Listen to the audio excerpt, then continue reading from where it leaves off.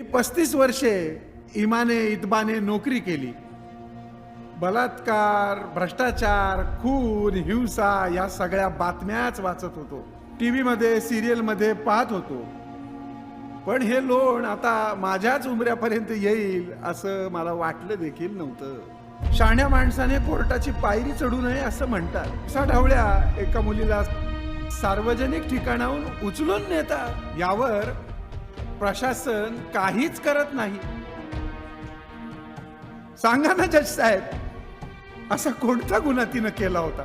कॉलेजमध्ये ह्यानं तिच्याशी गैरवर्तन केलं आणि बाकी सगळे शंड बनून बघत राहिले, व्हिडिओ बनवत राहिले. व्हिडिओ स्वतःच्या सन्मानासाठी निर्भीडपणे तिने याच्यात थोबाडी दिली.